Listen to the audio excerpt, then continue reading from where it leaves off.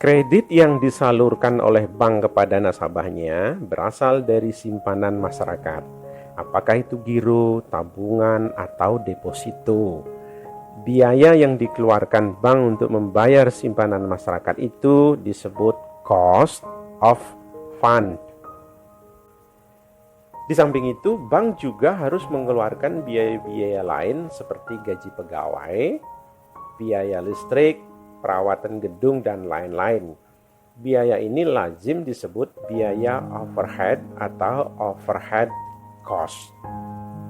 Nah, biaya bunga simpanan atau cost of fund ditambah biaya pegawai, biaya listrik, perawatan gedung, dan lain-lain atau biaya overhead disebut cost of money. Cost of money ini kira-kira mirip dengan harga pokok penjualan kalau istilah di perdagangan. Ada satu lagi, biaya yang wajib dikeluarkan ketika bank menyalurkan kredit, yaitu biaya cadangan aktiva produktif atau disebut juga cadangan risiko atau risk cost. Umumnya cadangan aktiva produktif ini besarnya 1% dari jumlah kredit yang disalurkan.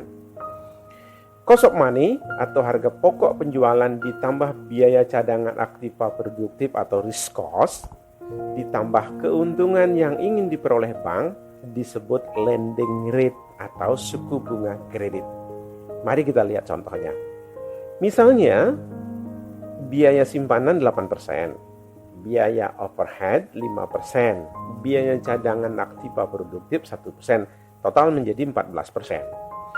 Jika bank mengenakan suku bunga sebesar 18% kepada nasabahnya, artinya bank memperoleh keuntungan sebesar 4% per tahun. Dalam rangka restrukturisasi, bank bisa menurunkan suku bunga menjadi 15% per tahun. Jadi bank masih untung 1%. Nah, suku bunga kredit minimal atau terendah inilah disebut dengan base rate.